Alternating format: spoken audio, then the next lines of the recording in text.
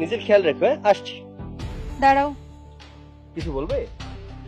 আজকে না একটু কষ্ট করে বাসে করে চলে যাও। বাসে করে চলে যাবো মানে?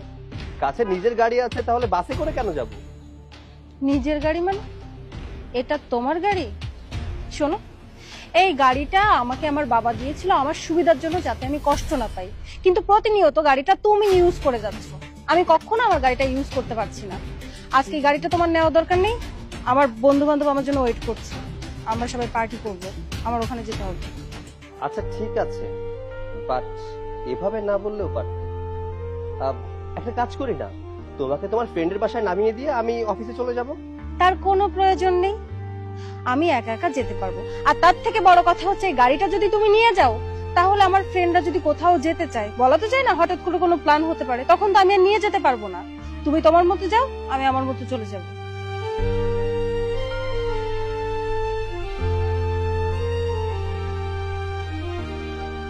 যৌতুকের গাড়ি তা আবার নিজের মনে করে, লজ্জাও লাগে না।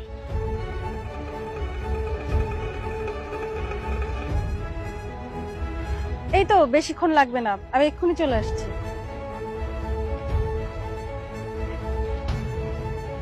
ভাই, ফুলতলার বাসটা কখন আসে? এই 15 মিনিট আগেই তো ছেড়ে দিল। কি বলছেন, 15 মিনিট আগে চলে গেছে? হ্যাঁ।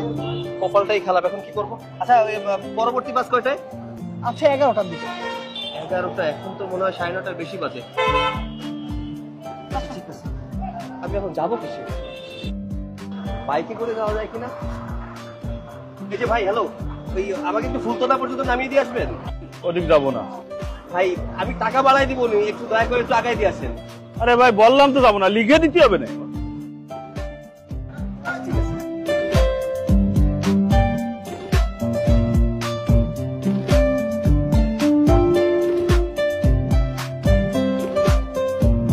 স্যার, এই যে আমি রাস্তায় স্যার একটু জ্যামে আটকে গিয়েছি, তো এর জন্য আসতে একটু লেট হচ্ছে স্যার।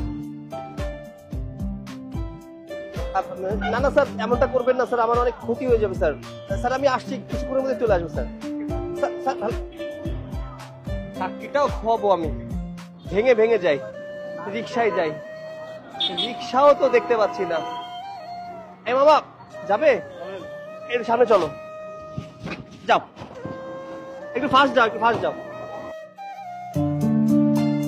এই দাঁড়াও, গাড়ির চাবিটা নিয়ে যাও। তোমার গাড়ির চাবি তোমার কাছে রেখে দাও, তোমার যেখানে মন চায় সেখানে যেও। আমি বলছি কি, গাড়ির চাবিটা তুমি তোমার কাছেই রাখো। মানে? মানেটা হলো, গাড়ির প্রয়োজন আমার থেকে তোমার বেশি। গতকাল তো তুমি অন্য কিছু বলেছিলে, তুমি বলেছিলে তোমার বাবা তোমার সুখের জন্য গাড়িটা দিয়েছে। কত বাজে কথা শোনালে আমাকে, এখন হঠাৎ এসব কথা বলছো যে? আসলে গতকাল আমি তোমাকে বাস স্ট্যান্ডে দেখেছিলাম, গরমের মধ্যে তুমি কত কষ্ট করছিলে, মানুষের কাছে লিফট চাচ্ছিলে, কিন্তু কেউ তোমাকে লিফট দিচ্ছিল না। এসব দেখে না তোমার প্রতি আমার বড্ড মায়া হচ্ছিল। আর আমি তখন বুঝতে পেরেছি, এই গাড়িটা আমার থেকে বেশি তোমার প্রয়োজন। আর তাছাড়া বাবা তো গাড়িটা তোমাকে আর আমাকে দিয়েছে আমাদের সুবিধার জন্য দিয়েছে। গাড়িটা তুমি ইউজ করো বা আমি ইউজ করি, যার বেশি প্রয়োজন সে ইউজ করলেই অন্যজনেরও হয়ে যায়। প্লিজ চাবিটা নাও। বুঝতে পারলাম, তুমি তোমার ভুলটা বুঝতে পেরেছো, বাট সরি টু সে, আমি তোমার বাবার দেওয়া গাড়িটার ব্যবহার করতে পারবো না। কিন্তু কেন? আমি তো তোমাকে বললাম আমার ভুল হয়েছে, আমি বুঝতে পেরেছি, প্লিজ আমাকে ক্ষমা করো। ভুলটা তোমার হয়নি, ভুলটা হয়েছিল আমার। আমার কোনোভাবেই তোমার বাবার কাছ থেকে গাড়িটা নেওয়া ঠিক হয়নি। আমি বুঝতে পেরেছি, গতকাল তুমি আমার কথায় কষ্ট পেয়েছিলে। আসলে আমি কষ্ট পাইনি, তবে বিষয়টা আমার আত্মসম্মানে লেগেছে। তোমার বাবার দেওয়া গাড়িটা যদি আমি ব্যবহার না করতাম, তাহলে তুমি এইসব কথা বলার আমাকে সাহস পেতে না। তোমার বাবার দেওয়া যৌতুকের গাড়ি নিয়ে যদি আমি যাতায়াত না করতাম, কখনোই তুমি এইসব কথা বলতে পারতে না।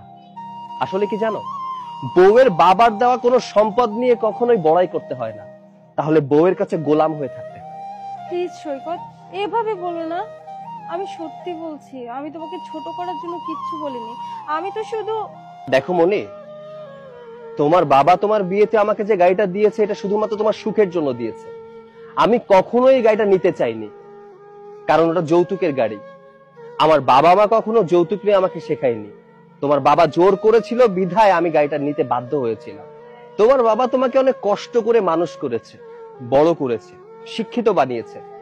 অনেক যত্নের মেয়ে তুমি। সেই যত্নের মেয়েটাকে আমার সাথে বিয়ে দিয়েছে, তাও একটা গাড়িও দিয়েছে। গাড়িটা তোমার সুখের জন্য। তোমার সুখটা না হয় তোমার কাছেই রেখো। আল্লাহ যদি কোনোদিন আমাকে তৌফিক দেয় গাড়ি কেনার, তাহলেই গাড়ি চালাবো, এর আগে না। আসছি, আমার অফিসে দেরি হয়ে যাচ্ছে।